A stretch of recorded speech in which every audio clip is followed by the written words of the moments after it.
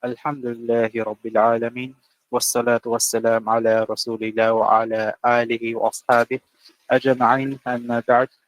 Sa ngalan ni Allah, ang pinakamahabagin, ang pinakamawain, ang lahat ng papuri ay kay Allah, ang Panginoon ng lahat ng nilalang at naway ang kayapaan at pala ay napapasa kanyang sugo sa kanyang pamilya at lahat ng kanyang mga kasamahan. Assalamualaikum warahmatullahi wabarakatuh. Pinabati namin ang ating mga kapatid na narito sa hapong ito sa isang pinagpalang pagtitipon ng kaalaman. Ang ganitong mga pagdalo ay kabilang sa mga palatandaan ng kabutihan. Kaya sinabi ng Propeta Sallallahu Alaihi Wasallam, sino man sa nais na Allah ng kabutihan ay binibigyan niya ng pangunawa sa relihiyon. Tayo ay nagtipon sa ngayong hapon hindi para sa aliw o libangan, kundi upang alalahanin si Allah subhanahu wa ta'ala, makinabang sa mga salita ng mga taong pinagkalooban ng kaalaman, at upang tumaas ang ating iman. Ang mga ganitong pagtitipon ay lugar kung saan bumababa ang mga anghel, bumabalot ang awa at binabanggit tayo ni Allah subhanahu wa ta'ala sa piling ng kanyang mga malapit sa kanya. At upang suwalan ang ating pagtitipon sa biyaya at pagbastas ng Quran, narito po ang ating tagapagtilawa, Sayyid Ali Batalyon. Ya akhi, falyatafaddal mashkura mashkura. أعوذ بالله من الشيطان الرجيم. بسم الله الرحمن الرحيم. والتين والزيتون وطور سينين وهذا البلد الأمين.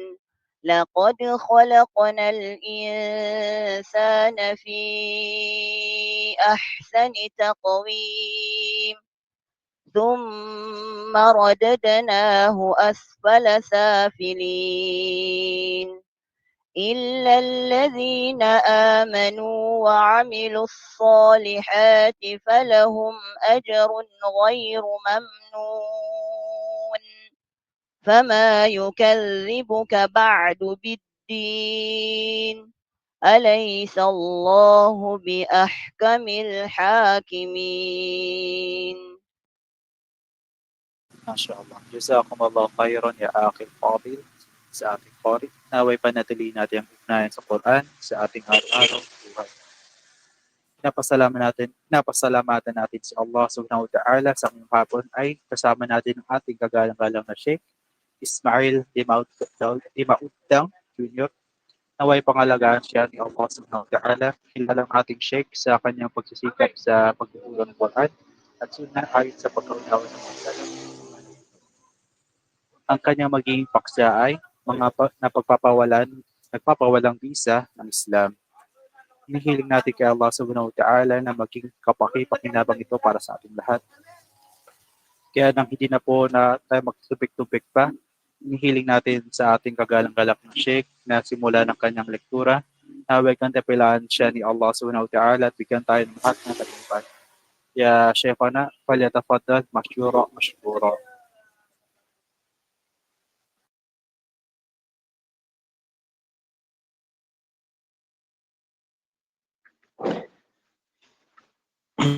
بسم الله الرحمن الرحيم.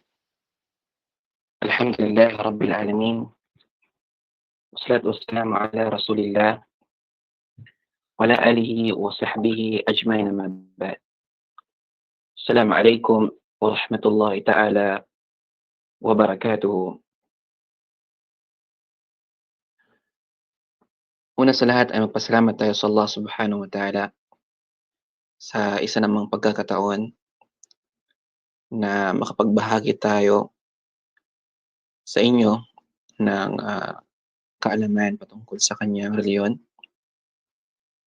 Pangalawa ay pinapasalamatan natin ang mga organizers na bumuo para maitayo ang lecture na ito, at gayon din sa lahat ng mga nakikinig, sa lahat ng mga dumalo. Naway gantimpalaan kayo ng Allah subhanahu wa ta'ala at bigyan niya tayo ng napapakinabangan na kaalaman.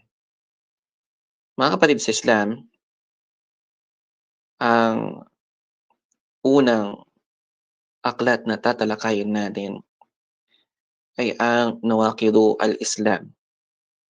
Ang Nawaqidu al-Islam. Ang Nawaqidul Islam, katulad ng nabanggit natin nung nakaraan na ito ay isinulat na Sheikh Muhammad bin Abdul Wahhab rahimahullahu ta'ala. Ang mga ulama al-ikhwa ay pinahalagahan nila ang mawdu' na ito, ang topic na ito. Simula sa mga naunang mga ulama at ganoon din sa mga kasalukuyang mga ulama. Dahil ang usapin na ito ay napakahalaga. Ang usapin na ito ay napakahalaga na merong kinalaman sa aqida. Merong kinalaman sa aqida. Ang mga ulama rahimahullah ta'ala, kanilang ipinaliwanag ito sa kanilang mga aklat. Merong mga ulama ang nagsulat na mga kutub na mustaqilla, ibig sabihin ang kanilang topic lang ay patungkol sa mga nakakasira sa Islam. At ang mga fuqaha naman, kanila itong ipinasok sa kutubul fiqh na tinawag nilang babu hukmul murtad. Babu hukmu al-murtad. Dahil alam natin ay al-ikhwa na ang reliyon natin ang siyang pinakamahalaga sa buhay ng isang tao. Ang dinul Islam ang siyang pinakamahalaga sa buhay ng isang tao. Dito nakasalalay sa kanya ang kanyang kaligtasan sa kabilang buhay. At ang pinaka pundasyon ng ating reliyon, ito ay ang aqida. Ito ay ang aqida, aqidatut tauhid. Walaqad ba'athna fi kulli ummatin rasula an i'budu Allaha wajtanibu at-taghut. Sinabi ng Allah Ta'ala, katotohanan na kami ay nagpadala ng mga sugo sa bawat lugar, sa bawat nasyon, sa layunin na iutos ng mga sugo na ito sa kanilang mga nasasakupan. An i'budullah wajtanibu at-taghut. Sambahin ninyo ang Allah at layuan ninyo ang mga Diyos-Diyosan. At ang bagay na ito ang aqida. Ito ang aqidatut tauhid. Ito ang aqidatut tauhid. At napakarami pang mga aya, katulad halimbawa na ang mga propeta, bawat propeta, ang una nilang panawagan sa kanilang mga kaum ay ang pagsamba sa Allah subhanahu wa ta'ala. Ya qaumi ibudullaha ma lakum min ilahin ghayru. O aking nasyon, sambahin ninyo Allah Ta'ala, wala kayong ibang Panginoon maliban sa Kanya. So ito yung pinakamahalaga sa ating buhay. Ito yung pinakamahalaga sa ating buhay. Ang aqidatu at-tauhid. At ang ating topic al-ikhwa, ang ating topic ay mga nawaqidu al-islami. Ang mga bagay na nakakasira sa Islam. Ibig sabihin, mga bagay na nakakapawalang bisa sa Islam, or sabihin natin, nakakasira sa pagka-Muslim ng isang tao at ilalabas niya ito sa Islam. Ilalabas niya ito sa Islam. So bakit natin pinapag-aralan ito? Isa sa mga sahaba, si Hudhayfa ibn al-Yaman, radiyallahu anhu, kanyang sinabi, kana an-nasu yas'aluna Rasulullah sallallahu alaihi wasallam 'anil khair wa kuntu as'aluhu 'anil syarr makhafata an yudrikani. Ang mga tao, sabi ni Hudhayfa, kanilang tinatanong ang Rasul sallallahu alaihi wasallam sa mabuting gawain So bawat isa ay magtanong patungkol sa kabutihan, ano ang pinakamaganda niyang gawin, ano ang pinaka-afdal na amal.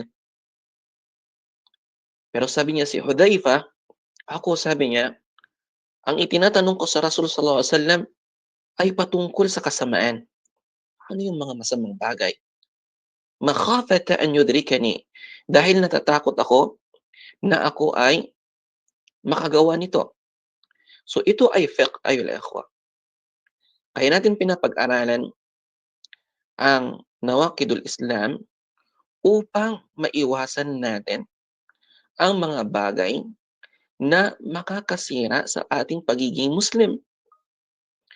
Upang ating maiwasan ang mga bagay na makakasira sa ating pagiging mga Muslim. Dahil maraming mga tao ang nakakagawa na pala ng mga gawain na kung saan ay hindi nila alam na sila pala ay labas na sa Islam. Sila pala ay labas na sa Islam.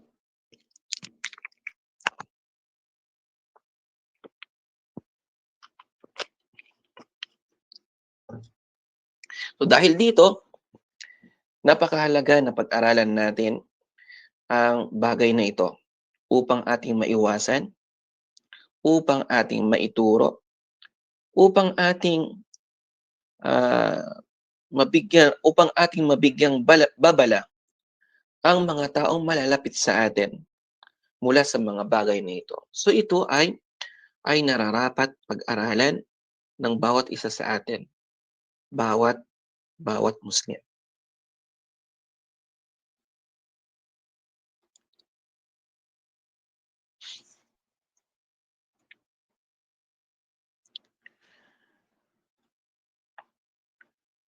Ang nawaqidul Islam ay ikhwa, katulad ng nabanggit natin kanina, nawaqid ibig sabihin ay yung mga nakakapawalang bisa or nakakasira. Nagpapawalang bisa or nakakasira sa Islam. Ibig sabihin, sino man tao ang gumawa ng naqid na ito, ng isang bagay na ito, ay ilalabas siya nito sa Islam. Ilalabas siya nito sa Islam at siya ay makonsidera na isang kafir. Kafir, walang pananampalataya. Ang kafir ay walang pananampalataya.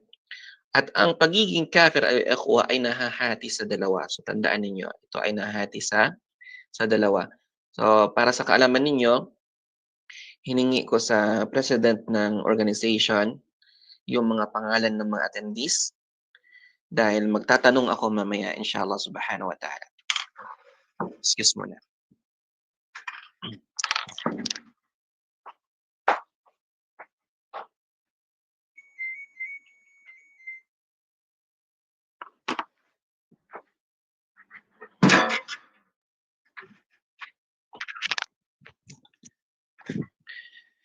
So ang pagiging kafir al-ikhwa ay nahahati sa dalawa. Nahahati sa dalawa. Ang una ay ang kafir asli. Kafir asli. Ano ibig sabihin ng kafir asli? Ito ay yung taong lumaki na isang kafir. Siya ay lumaki na isang kafir. Dati na siyang kafir. Ang original niya ay isang kafir. Na ito ang tinatawag na kafir asli. Ang pangalawang uri naman ng kafir ay yung kafirun murtad. Yung kafirun murtad. At ang tinatawag na kafirun murtad ay siyang dating Muslim, pumasok sa Islam, or dating siyang Muslim, and then siya ay nakagawa ng isa sa mga nakakapawalang bisa ng pagiging Muslim at siya ay lumabas sa Islam. So ito yung murtad, pagiging murtad. Not necessarily na ang murtad, ang kahulugan ng murtad, not necessarily na yung murtad ay yung lumabas sa Islam sa kagustuhan niya. Sa kagustuhan niya. Ngunit ang pagiging murtad ay ikhwa ay pwedeng mangyari sa isang taong nakagawa ng isa sa mga nawaqidul Islam nang hindi niya namamalayan. na hindi niya na namamalayan. So kapag nakagawa siya ng isa sa mga bagay na ito na nakakasira sa kanyang pagiging Muslim, ay matatawag siyang murtad. Matatawag siyang kafirun murtad. So ito ang dalawang uri ng pagiging kafir. Ang kafirun asli, which is yun yung kafir na lumaki na isang walang pananampalataya. At pangalawa naman ay yung kafirun murtad, yung tao na dating Muslim, and then siya ay nakagawa ng isa sa mga nawaqidul Islam, and then siya ay lumabas sa Islam. Siya ay lumabas sa Islam. So ang topic ay al-ikhwa ng may akda rahimahullah ta'ala ay patungkol sa pangalawang uri ng kafir. Pangalawang uri ng kafir. At ito ay ang alin? Ito ay ang kafirun murtad. Ito ang kafirun murtad.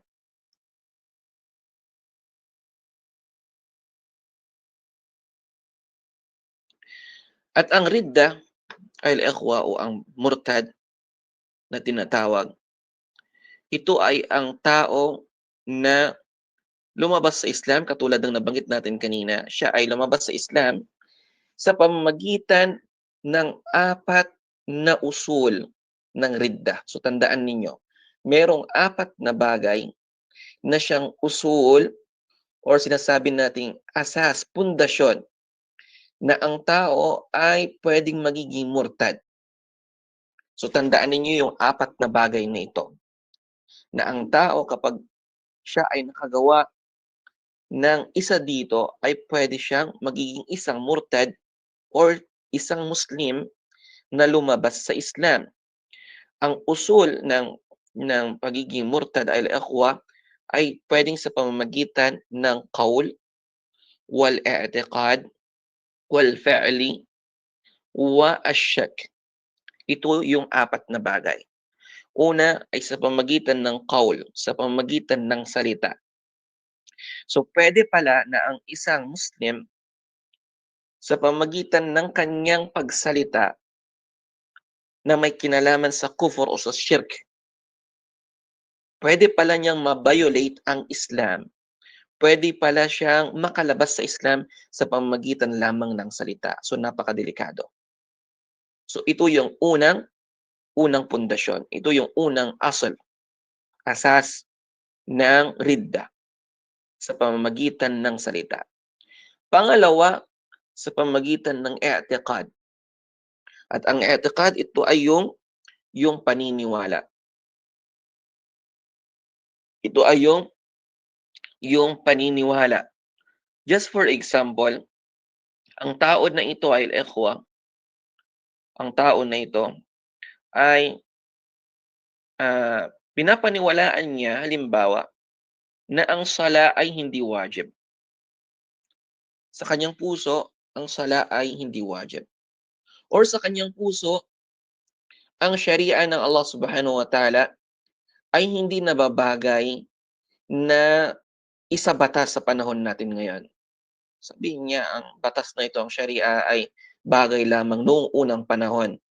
Pero panahon natin, hindi na ito nababagay. O sabihin niya, ang hijab, hindi ito wajib. Pero yun ay sa paniniwala niya, yun ay nasa puso niya. So pwede siyang magiging kafir dahil sa paniniwalang ito. Kahit na narinig niya ang sinasabi ng mga ulama patungkol sa pagiging obligado ng sala mula sa Quran, pagiging obligado ng hijab mula sa Quran, pagiging obligado ng pagtahkim ng sharia mula sa Quran. So merong mga dalil. So narinig niya na yung mga bagay na ito, pero para sa kanya, pinapaniwalaan niya na hindi totoo yon.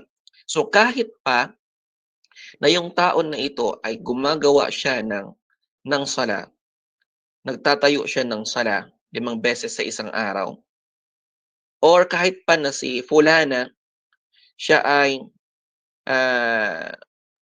naghihijab, kahit pa siya ay naghihijab, pero sa puso niya, para sa kanya hindi ito wajib. Para sa kanya, hindi ito obligatory. Gano'n din sa tao na nagtatayo ng sala pero para sa kanya hindi ito wajib. Gawin niya lang kung kailan niya gusto. Kahit gano'n pa man, kahit na isinasagawa niya, puwede pa rin siyang, makalabas sa Islam dahil sa kanyang paniniwala na ito, Ibig sabihin, ang pagiging murtad pala ikhwa ay puwedeng mangyari sa pamamagitan ng paniniwala sa puso ng isang tao kahit pa na ang ipinapakita niya sa atin ay kabutihan at kagandahan. Naintindihan po? So hinihintay ko po yung pangalan ng, mga attendees sa Loy Barik Ficom. Paki-send na lang po sa WhatsApp ko.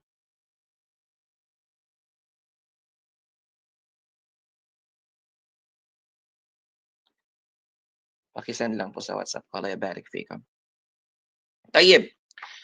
So yun yung pangalawa. Ito. Saglit lang po.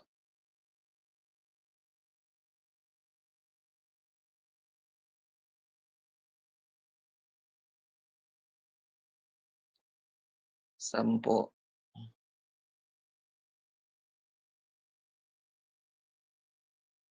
Pero nasa 56. Okay lang.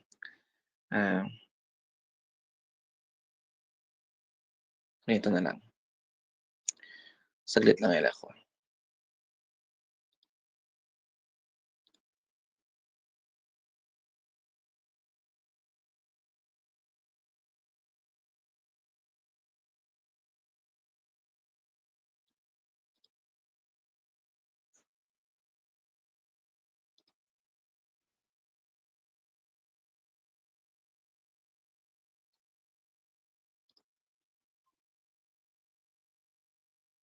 Ewa.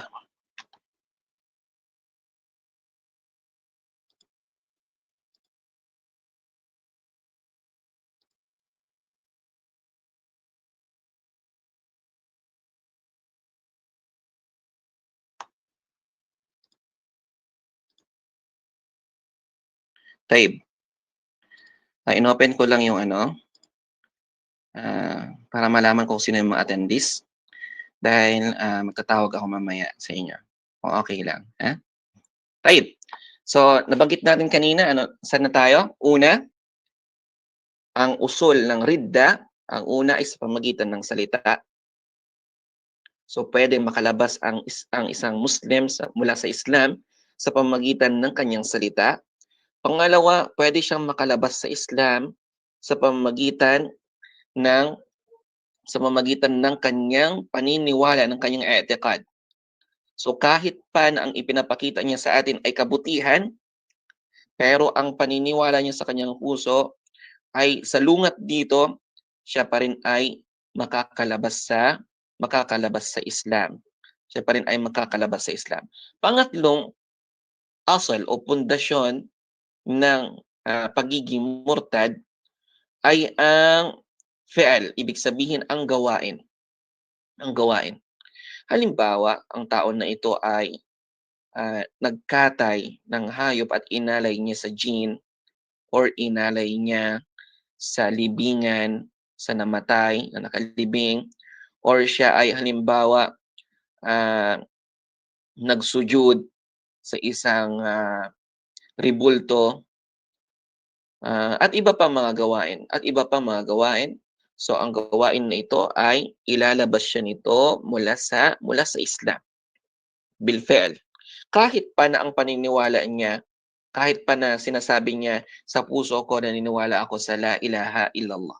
Kahit pa na sinasabi niya ako ay naniniwala sa la ilaha illallah. Ang pang-apat ay ikhwa ay yung ashyak. Yung tinatawag natin na ashyak. Ibig sabihin, yung pagkakaroon ng alinlangan. So halimbawa, nag-aalinlangan ka na kung totoo nga ba itong Quran o hindi. Nag-aalinlangan ka na kung meron nga bang kabilang buhay or wala. Nag-aalinlangan ka kung meron nga bang imperno or paraiso.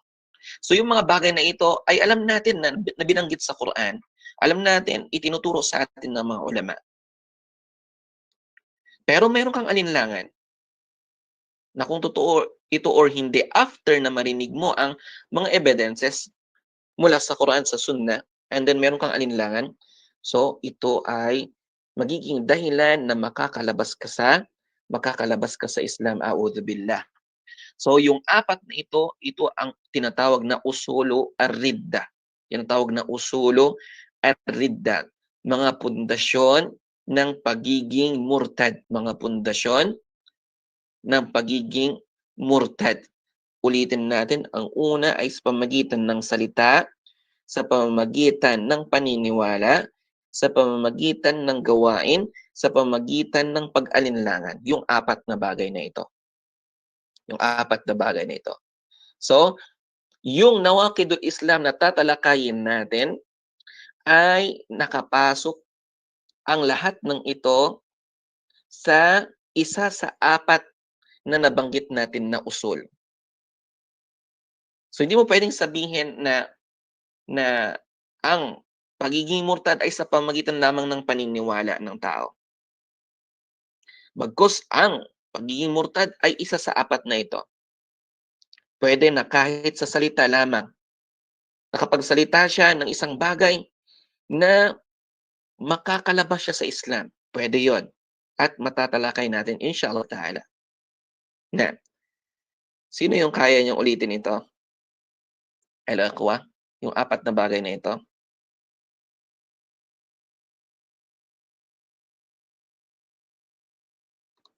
Aywa, sino mag-volunteer?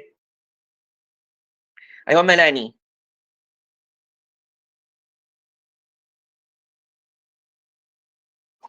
Assalamualaikum warahmatullahi wabarakatuh. Waalaikumsalam.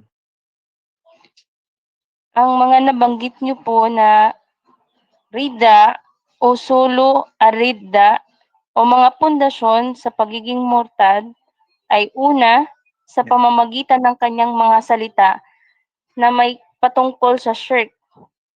Pangalawa, sa pamamagitan ng kanyang paniniwala, itikad, kagaya ng pagsasala or paghihijab na hindi ito wajib.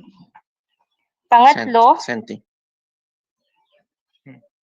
ang gawaing Aywa. fi'l o mga gawain Ang gawaing aywa? mga gawain na kagaya ng pagkakatay or pag-aalay Mga gawain, accent. At pang-apat ay asyat o pag-aalinlangan. Accent. Allah barik fik. Allah barik fik, Melanie. Naam. Another question, Al-Ikhwa. Ano yung dalawang uri ng kafir? At ano ang kahulugan nito? Sino sa inyo makapag-volunteer? Maliban kay Manani.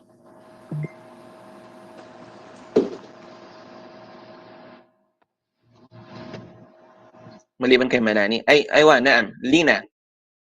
Dalawang uri ng kafir. Ustad. Waalaikumsalam. Yung unang kafir asli, yung lumaking kafir. Aywa? Pangalawa yung kafirun murtad, yung nakagawa ng kasalanan dahilan ng paglabas sa Islam. Aywa, dati siyang Muslim and then nakagawa siya ng isa sa mga nawaqidul Islam. Aksenti, Lina. Allah yabarik fi wa wafaqikillah. Tayyib. Ayun, ikhwa, ang patungkol sa usapin na ito na nawaqidul Islam, ang mga tao o ang mga Muslimun ay nahahati sa tatlo. Ang mga tao o ang mga Muslimun ay nahahati sa tatlo patungkol sa usapin ng nawaqidu al-Islam, patungkol sa nawaqidu al-Islam. Ang una sa kanila, yung mga taong nagmamalabis sa pagtakfir ng mga Muslimin. Mga taong nagmamalabis sa pagtakfir. Ano ibig sabihin ng pagtakfir? Sabihin niya, kafir. Ang tao na ito ay kafir. Si fulan ay kafir. So, sila yung mga tao na nagmamalabis sa bagay na ito. At sila yaong mga Khawarij. Sila yaong mga Khawarij. Yung mga Khawarij, sa panahon pa ng Rasul sallallahu alaihi wasallam ay meron na sila. Hanggang sa pagdating ng mga Khulafa ar-Rashidun, lalong-lalo na sa panahon ni Uthman at ni Ali radiyallahu anhuma. At ang mga Khawarij, sila ang pumatay kay Uthman ibn Affan radiyallahu anhu. Sila rin ang pumatay kay Ali bin Abi Talib radiyallahu anhu. So napaka peligro ng grupo na ito. Sila ay nag-claim ng mga Muslim, ngunit ang mga tao na ito ay matindi sa pagtakfir sa mga Muslim. At kabilang sila sa mga firqatun dalatun. Ibig sabihin, kabilang sa mga sekta na naligaw. Ang sekta na ito ay nag-claim na sila ay mga Muslim, pero sila ay mga ligaw. Sila ay mga ligaw. Kabilang sa mga usul ng mga Khawarij o kabilang sa kanilang mga tangian ay ang pagtakfir sa mga Muslim sa pamamagitan ng mga malaking kasalanan. Sa pamamagitan ng malaking kasalanan. So halimbawa, merong isang Muslim na uminom ng alak, kamali, nagkasala, uminom ng alak, sabihin nila kaagad ito ay kafir. Si fulan ay kafir, uminom ng alak. So kabilang yun sa kanilang mga karakter na yung taong Muslim at nakagawa ng malaking kasalanan, para sa kanila ito ay kafir. Pero tayo namang Ahlus Sunnah wal Jamaa, ang mga malaking kasalanan ay hindi niya mailalabas ang Muslim mula sa Islam. Hindi niya mailalabas ang isang Muslim mula sa Islam. Pangalawa, sa katangian ng mga Khawarij, sila yung mga grupo na laging lumalabas sa mga pinuno. Nagre-rebelde sa mga pinuno. So kabilang na yun sa kanilang mga karakter, kabilang na yun sa kanilang katangian. Na makakita sila ng pagkakamali ng leader, pagkakamali ng pinuno, sila ay mag-aalsa, sila ay magre-rebelde. Kaya't makikita ninyo yung mga lugar na merong mga Khawarij, nasisira yung mga lugar. Napapahamak yung mga tao.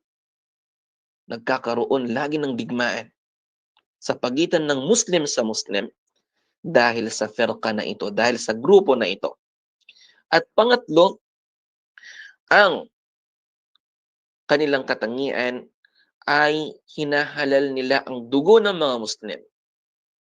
So makakita sila ng kaunting pagkakamali ng Muslim, halal ng dugo niya, pwede nang patayin.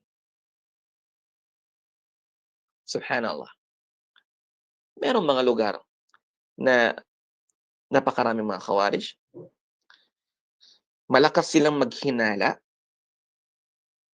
Nakasama mo lang, halimbawa, meron kang kaibigan, merong isang Muslim na meron siyang kaibigan na isang sundalo.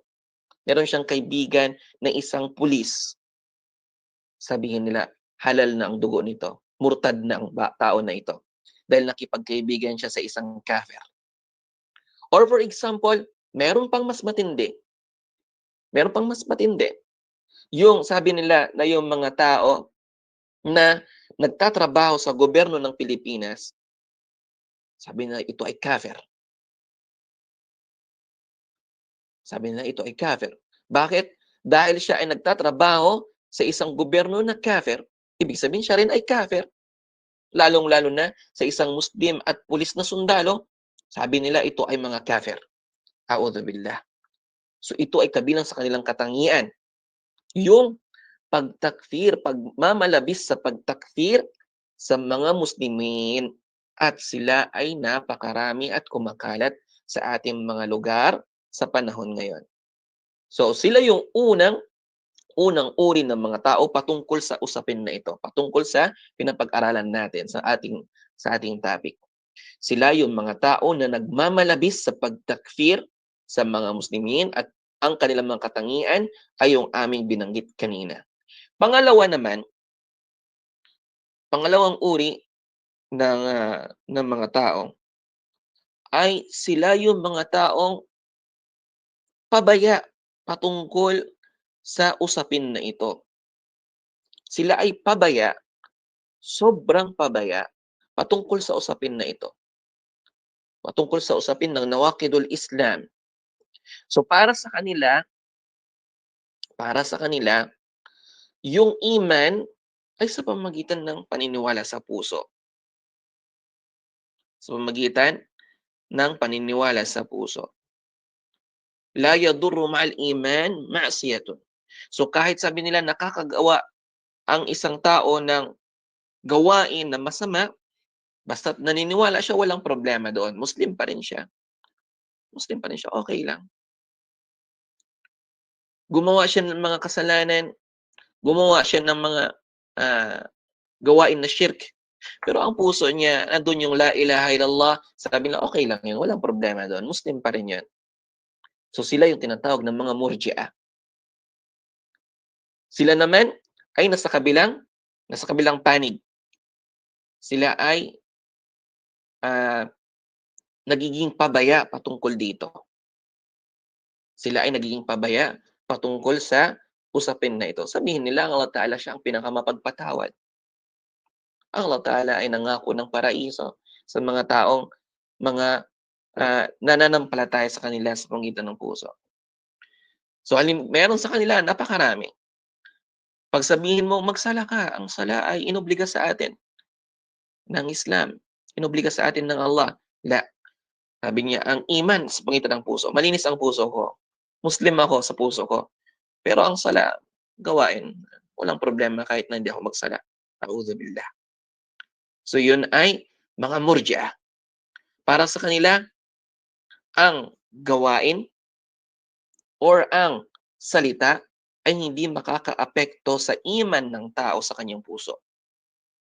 Hindi makakaapekto sa iman ng tao sa kanyang puso. So kahit na gumawa ang isang tao, para sa kanila kahit na gumawa siya ng masama, kahit gumawa siya ng ma'siyah, ay hindi makakaapekto sa kanyang pagiging Muslim, sa kanyang iman.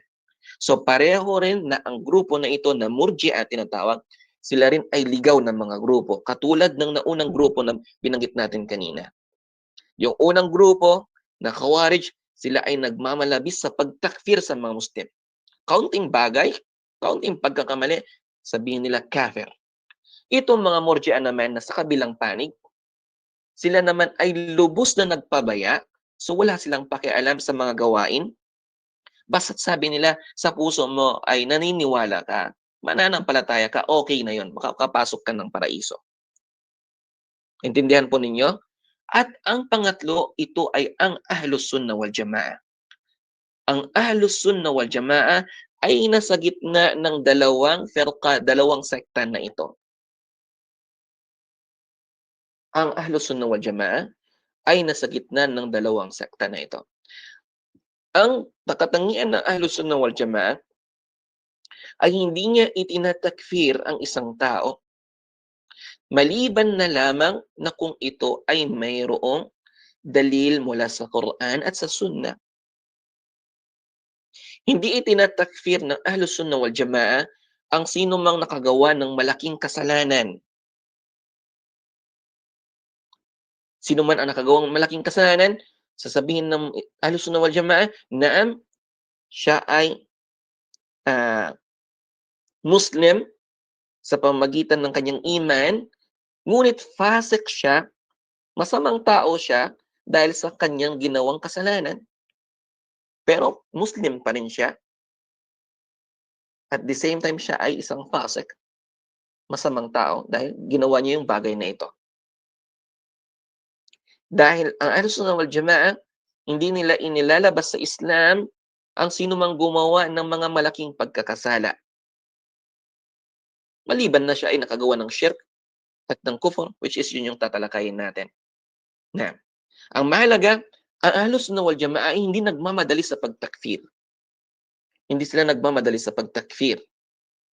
Maliban na lamang na ito ay Merong dalil mula sa Quran at sa Sunnah. At the same time, ang Ahlus Sunnah wal Jama'ah, ikhwa, na para sa kanila, ang gawain ay nakakaapekto sa iman ng isang tao. Ang gawain ay nakakaapekto sa iman ng isang tao. Kapag ang isang tao, ang isang Muslim, ay gumawa ng masama, maaapektuhan niya ang iyong iman. Mababawasan niya ang iyong iman. Gumawa ka ng maksiya, gumawa ka ng paglabag, or umiwan ka ng ilan sa mga inutos sa iyo, mababawasan niya ang iyong iman. Kaya nga sa akida ng Ahlus Sunnah wal Jama'ah, ang iman ay bumababa at tumataas. Bumababa sa pamamagitan ng paggawa ng masama at tumataas naman sa pamamagitan ng paggawa ng kabutihan. So para sa Ahlus Sunnah wal Jama'ah, ang iman ay sa pamamagitan ng salita, ng gawa, at ng paniniwala. Hindi sapat na maniwala ka sa puso mo pero hindi ka magsala, which is inutos sa iyo. Kinakailangan maniwala ka sa puso mo, sa kaisahan ng Allah Ta'ala. At the same time, isagawa mo yung mga inutos sa iyo. Ibig sabihin, may kinalaman dito yung tatlong bagay. Yung paniniwala, yung salita, at yung gawa. So yun yung akida ng Ahlus Sunnah wal Jama'ah, which is salungat din sa mga murji'a na binanggit natin kanina. So dahil dito, ang Ahlus Sunnah wal Jama'ah ay laging nasa gitna. Ang Ahlus Sunnah wal Jama'ah ay laging nasa gitna. Naniniwala tayo na ang isang tao, kapag siya ay nakagawa ng bagay na ikakalabas niya sa Islam na merong dalil sa Quran, sa Sunnah, makakalabas siya sa Islam.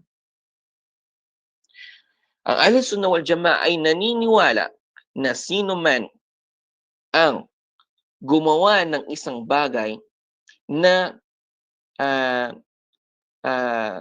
malaking kasalanan, ngunit walang kinalaman sa kufr o sa shirk, hindi siya makakalabas sa Islam. Tayo ang Ahlus Sunnah wal Jama'ah, tayo ay naniniwala na ang iman ay may kinalaman sa paniniwala, may kinalaman sa salita, may kinalaman sa gawa. Yun yung iman, paniniwala natin.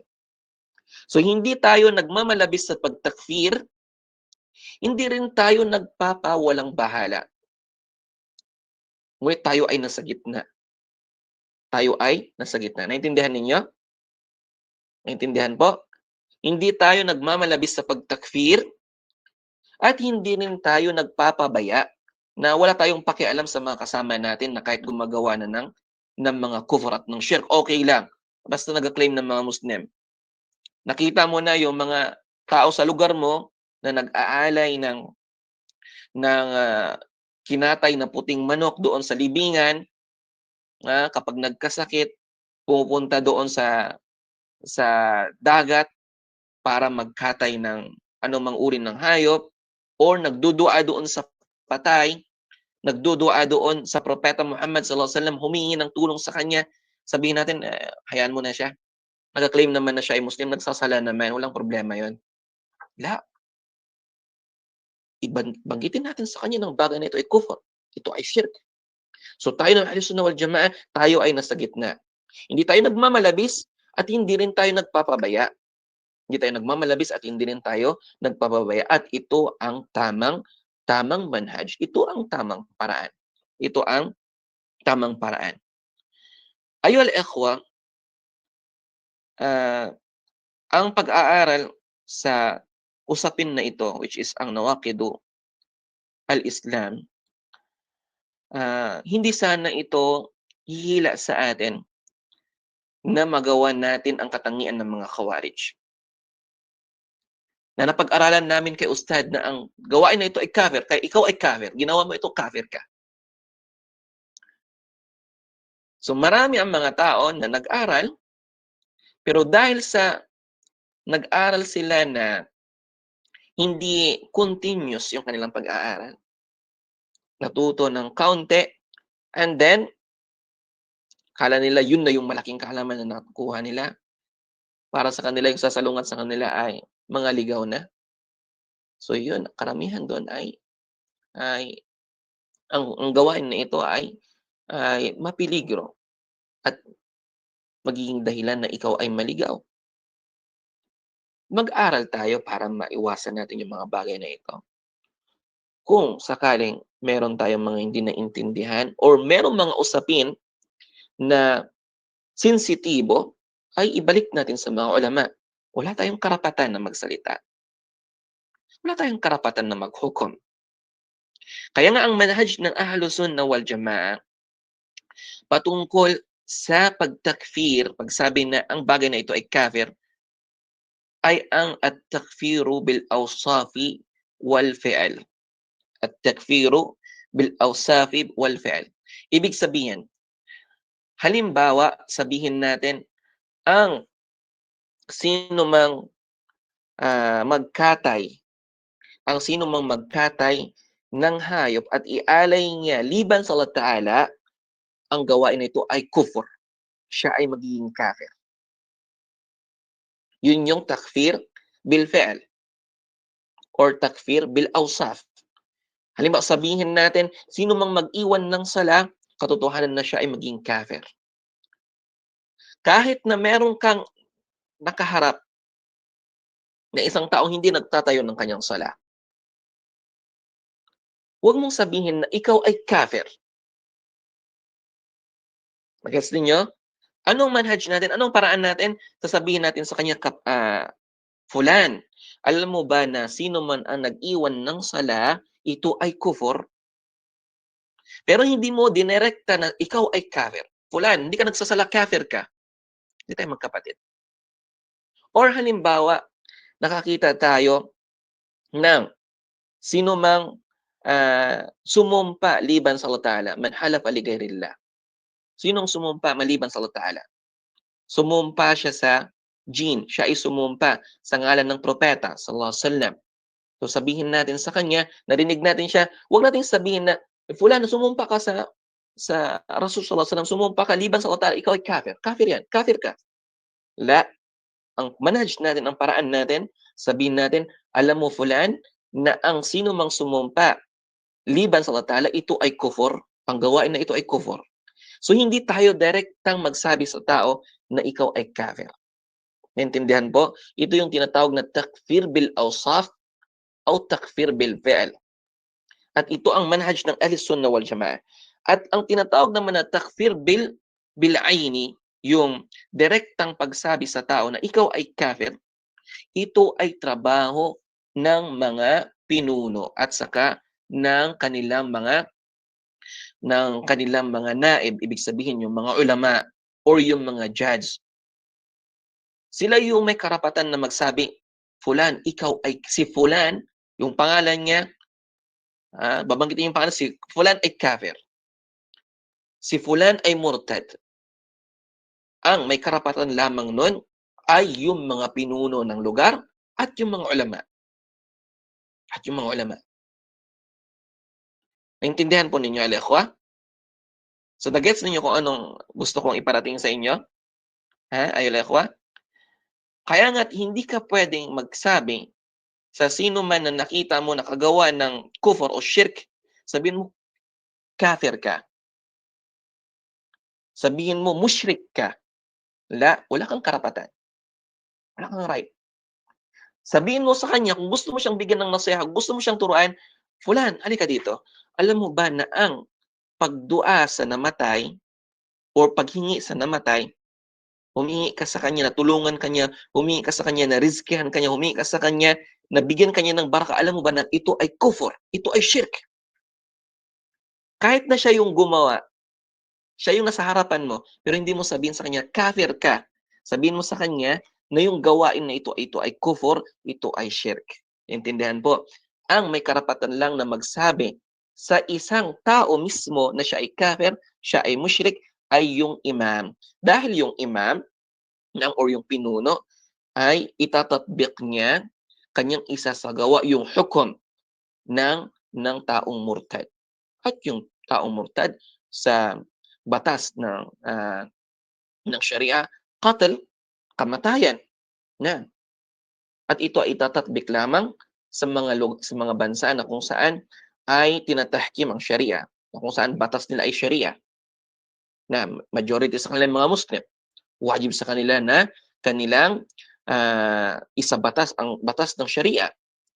So, sila may karapatan na hatulan ito ng murtad hatulan ito ng ridda after na maipakita sa kanya ang mga evidences. Ipakita sa kanya ang evidences, ipaliwanag sa kanya na ang gawain nito ay kufur, ang gawain nito ay shirk. Sinabihan na siya ng judge, sinabihan na siya ng hakim. After that, siya pa rin ay nanatili sa gawain na ito, bibigyan siya ng hakim ngayon ng 3 araw na magtauba. Kapag hindi siya nagtauba, siya ay hatulan ng kamatayan. Ito yung hukmu ar-ridda. Ito ay tinatawag na hukmu ar-ridda. So dahil dito ay ikhwa, ang usapin na ito actually ay sensitive, very sensitive. Kaya ko binanggit yung bagay na yon para hindi tayo magmadali sa pagtakfir sa mga Muslimin. Huwag tayong magmadali sa pagtakfir sa mga Muslimin. Huwag tayong maging katulad ng mga Khawarij na natuto lang ng kaunti, itatakfir nila, ihahalal na nila kaagad ang dugo ng mga Muslim. Si fulan nakagawa nito, si fulan kafir yan, si fulan mubtadi' yan. Wala kang karapatan. Hayaan mo yung mga ulama na magsalita. Hayaan mo yung mga pinuno na magsalita. Tayong mga tulabul ilm, khalas. Ang mahalaga sa atin ay malaman natin na ito ay mapiligro. Ang gawain na ito ay naqidul Islam. Ang malaman natin na ito pala ay gawain na ilalabas kanya sa Islam, khalas. Iiwasan ko ito at sasabihan ko yung mga malalapit sa akin, yung mahal ko sa buhay, mga magulang ko, yung mga anak ko, yung mga asawa ko, sabihan ko sa kanila na layuan nila ang mga bagay na ito. Yun yung purpose natin. Yun yung purpose natin. Bakit natin ito pinapag-aralan? Yun yung purpose natin para maiwasan natin. Para maiwasan natin. Hindi ang purpose natin para sabihin natin sa mga tao, kafir ka, yan si fulan kafir, ito si fulan mubtadi', ito si fulan fasiq. Yun yung magiging dandana ng mga tao na Allah musta'an, niloko sila ng kanilang mga sarili. So ngayon sa social media, napakarami. Makikita ka ng tao, lahat ng post niya patungkol sa ibang tao, patungkol sa ibang duat. Araw-gabi, ang topic niya ay patungkol kay fulan na da'iya, na isang ustad. Si ustad ganito, ang mali niya ganito. Mas alam niya pa yung kamalian ni fulan kaysa saan? Sa mga syurut ng sala, sa arkan ng sala. Doon siya expert. Ya fulan, hindi ka tatanungin ng Allah Ta'ala patungkol dito. Hindi ka tatanungin ng Allah Ta'ala patungkol dito. Na magsalita ka patungkol kay da'iya sa kanyang kamalian. Hindi mo ito trabaho. Trabaho natin na mag-aral tayo sa Islam, iwasan natin yung mga mali. Iwasan natin yung mga masamang gawain, yung mga nakakasira ng pagiging isang Muslim, khalas iwasan natin yan. Pero yung magsalita tayo laban sa mga kapwa natin ng mga duat, mga kapwa natin ng mga estudyante, na yun lang yung magiging laging usapin natin sa mga pag-aaral natin, laging yung pagsalita laban sa kanila, hindi ito manhaj ng Ahlus-Sunnah wal Jama'ah. Hindi ito manhaj ng Ahlus-Sunnah wal Jama'ah. Na, kaya nga nakakatakot sa atin ng mangyari ang dalawang bagay. Una, ang pagiging mangmang mula sa mga bagay na nakakasira sa pagiging isang Muslim ng tao. So, merong mga tao na para sa kanila yung pag-aaral sa nawaqidul Islam, pag-aaral sa bagay na ito, sabi nila magiging mutashaddid ka lang, magiging extremist ka lang. Huwag ka mag-aaral dyan. Maging extremist ka. Huwag ka mag-aaral dyan. Itatakfir mo lang yung mga Muslim. So yun ay jahal. Yun ay kamangmangan. Pangalawang bagay, yung mga tao naman na nagmamalabis, natuto ng kaunti, khalas. Malaking alim na, malaking ustada na. Sino yung mga gumawa ng salungat, nakita niya na napag-aralan niya, khalas. Si fulan, si fulana, ito lahat kafir yan, mushrik yan. So pareho ang dalawang group, ang dalawang uri na ito ng mga tao ay ligaw. Silang tinatawag na yung pangalawang uri ng mga tao, yung mga nagmamadali na magtakfir sa mga tao, nagmamalabis sa pagtakfir sa mga tao. Natuto ng kaunting kaalaman, itatakfir na kagad ang mga Muslim. Katulad ng nabanggit namin sa inyo kanina, akhwa, na tayo ay pag-aaralan natin ang sensitibong aralin na ito para maiwasan natin, para mailayo natin yung sarili natin dito at mailayo natin ang ating family dito, mga kaibigan natin, mga kakilala natin. Hindi upang itakfir natin ang mga Muslimin. So inshallah ta'ala, ay hanggang dito na lang al-akhwa, na next week ay tatalakayin natin ang unang nakakasira ng Islam o ang unang nagpapawalang bisa ng pagka-Muslim ng isang tao, inshallah subhanahu wa ta'ala. Naam, magbigay ako ng question. Or baka mag-out kayo. Ang question is, ayun, meron nang nag-left. Okay, mag-left. Ang unang question ay, sino yung mga grupo na kung saan sila ay nagmamalabis sa pagtakfir sa mga Muslimun? Isang sekta na nag-claim na mga Muslim, ngunit sila ay nagmamalabis sa pagtakfir sa mga Muslimin at kanilang sinasabi na ang sino mang nakagawa ng malaking kasalanan, siya ay kafir. Siya ay labas sa Islam. Aywa, sino ang sasagot?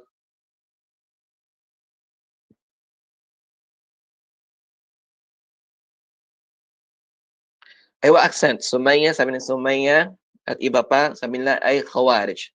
Accent. Sila yung mga Khawarij. Sila yung mga Khawarij. Aywa, naam, ya Siti Hanifa. Tawag ako, ha? Okay lang? Para malaman natin, baka nagsasalita tayo dito tapos tulog pala or busy sa Facebook. Naam. Aywa, Siti Hanifa, mujuda? Sheikh, pwede natin i-open yung mic ng mga kababayan? O i-open natin? Naam, okay lang. Wala problema. Aywa, ano. Naam. Falyatafaddalin ya sister. Aywa, Siti Hanifa. Dahil, accent. Pwede ka bang magbigay ng ilan sa mga katangian ng mga Khawarij? So, kabilang sa mga pinaka malaking katangian nila ay 3 na binanggit natin kanina. So, meron silang mga katangian. Pwede ka bang magbigay ng isa dito? Yung isa po, Ustad, is pagtakfir sa Muslim sa Aywa? pamamagitan ng malaking kasalanan. Jazakallahu Malaking khairan. Taib, naam. Ya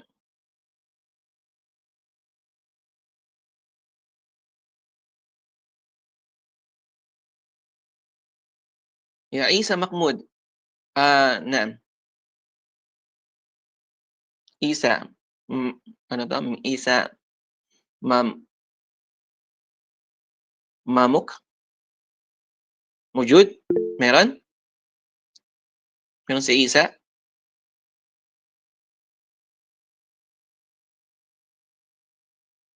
Meron si Isa?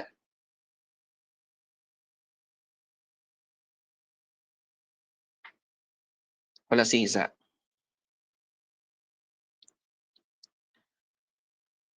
Nasaan si Jihadun Nafs?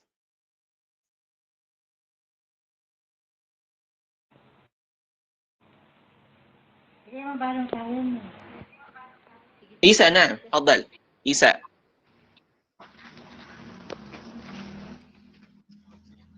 Ewa, isa narinig mo ako? Waalaikumsalam. Isa, pwede mo bang pagpatuloy or ibigay pa yung ibang katangian ng mga Khawarij na nabanggit ni kanina? Ng sister kanina. Po sa mga Naam, nagre-rebelde saan? Kabilang sa katangian nila ay? pinuno po. Nagre-rebelde sa mga pinuno. Accent. Jazakallah khairan. Ayun, naam. Wayak.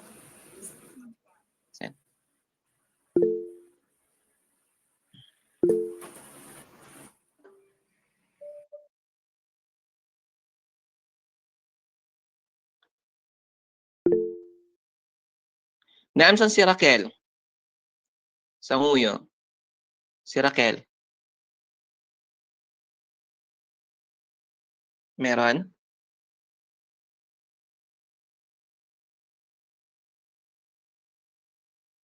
Si Sara Taguba.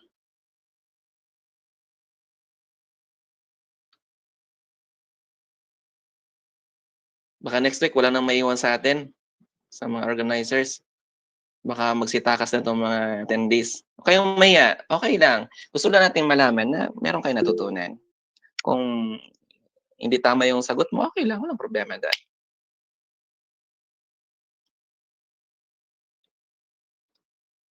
Ewa, nasaan si Sumaya? Sino tinawag ko? Si Sara Taguba. Ayun, Lina. Lina. Sasagot kanina. Assalamualaikum Ustad. Napindot lang po. Ano pong katanungan, Ustad? Type, meron tayong tatlong katangian na nabanggit kanina patungkol sa katangian ng mga Khawarij. So nabanggit na ng mga kasamahan natin. Ang una ay kanilang tinatakfir ang mga Muslim sa pamamagitan ng malaking kasalanan. Pangalawa, sila ay nagre-rebelde. Pangatlo, Ang pangatlo is pagmamalabis sa pagtakfir ng mga Muslimin.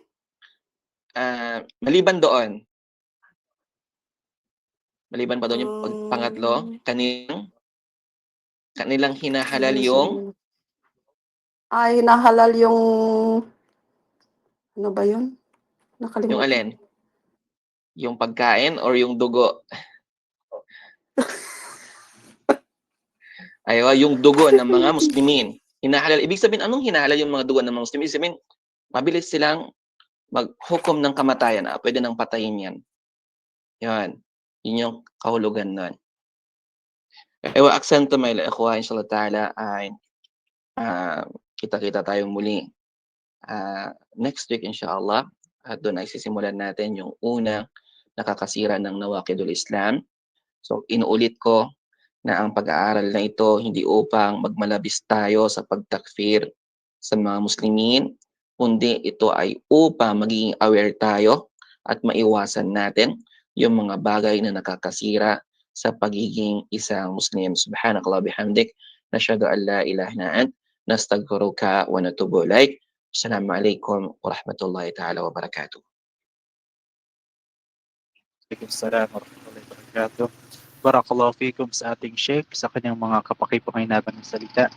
Naway gawing mabigat ni Allah subhanahu wa ta'ala sa tibangan ng kanyang mabubuting gawa at ipatupad natin ang ating mga narinig. Sheikh, kayo po ba ay tumatanggap ng mga katanungan mula sa ating mga tagapakinig? Okay lang. Tatanggap tayo ng dalawang katanungan na dalawa. Sa mga katanungan, anyan po namin ang mga kalabas na mataas na panilagay sa chat. Mag-iwan tanong sa chat box. Inshallah, maghihintay po tayo ng 2 to 3 minutes sa inyong mga katanungan.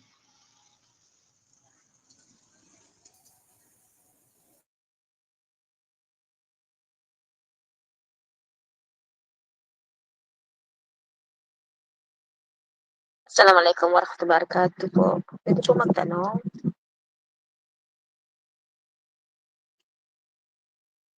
تفضلي نعم. Ano po 'yan? Nakakalabas po ba sa Islam hindi po Pakiulit po. nakakalabas po ba sa Islam yung hindi mo ipinaglalaban ang iyong ang iyong relihiyon, o halimbawa po, yung pong alam mo ng mali sa sarili mo pero pinapagpatuloy mo pa din kahit na alam mo ng mali. Kung nakakalabas sa Islam yun, yung question nyo. Opo. Time. Sent. Hindi po yung nakakalabas sa Islam. Ngunit yun ay kasalanan. Yun ay kasalanan. Nakadepende rin sa mali na ginagawa niya. Kung yung mali na ginagawa niya ay may kinalaman sa kufur o sa shirk, or may kinalaman sa nawaqidu al-Islam, na makakalabas siya sa Islam. Pero kung ang tinutukoy mo ay mga kasalanan na ang mga maling gawain, tapos patuloy siya sa paggawa nun, yun ay kasalanan, pero hindi siya makakalabas sa Islam. Last question.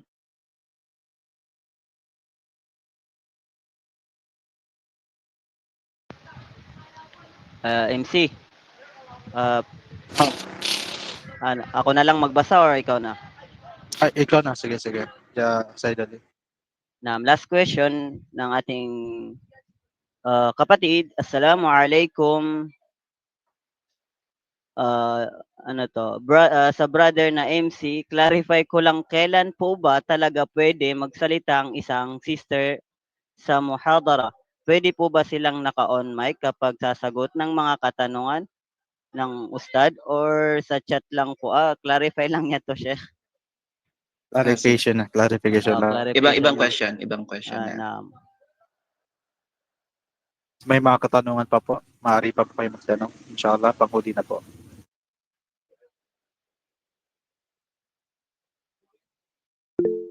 Ito, merong question si Malani. Naam, Sheikh. Nakakalabas po ba sa Islam yung kapag sa talak po ng asawa pero pinili na magstay dahil sa mga bata? Actually, yung question ay hindi clear. At ang patungkol sa talak, patungkol sa nikah, ay walang kinalaman sa paglabas sa Islam. Walang kinalaman sa ridda. Yan.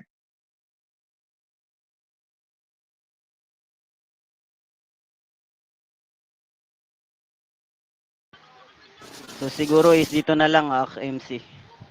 May nagtaas ng kamay kaso last question na yung kaganina. Ang limit lang ng ating tagapagsalita ay 2 lang. Kayo, Sheikh. Assalamualaikum, Sheikh. Ay, sige po. Ustad. Ewan na. Kasi, Ustad, di po ba, this is not muhadara, this is series. So, kasi po, itong Pioneer, hindi talaga kami pinagsasalita. Bismillah. Bagkus, dahil ito po ay series at alam po natin na gusto niyo po sa amin ay nakikipag-participate, di po ba? Na. Actually, sinabi ko na yun sa ano. Kanina, okay po. Okay po, yun lang po. Actually, hindi ko alam yung ng organization ng Pioneer, kung ano yung mga rules nila. Pero kung akong tatanungin, gusto ko na mag-participate ang lahat. Gusto ko mag-question, gusto ko marinig yung mga question nila, at gusto ko rin silang tanungin na para malaman para magkaroon ng participation about Islam. I think wala namang doon, wala namang mukhalafa sharia. Pero ganun pa man, mag-usap kayo ng president ng organization na pag-usapan po ninyo. Allah barik fikum. Inshallah ta'ala, makita tayo next week. Subhanakallah bihamdik, nashhadu an la ilaha illa anta, astaghfiruka wa atubu ilaik. Assalamualaikum warahmatullahi wabarakatuh. Waalaikumsalam warahmatullahi wabarakatuh. Hingin natin kay Allah subhanahu wa ta'ala na bigyan tayo ng kapaki-pakinabang na kaalaman, matuwid na gawa, katapatan sa asal ng gawa, at katatagan sa simula sa tayo kanyang makaharap. Subhanallah wa bihamdihi. Assalamualaikum warahmatullahi wabarakatuh.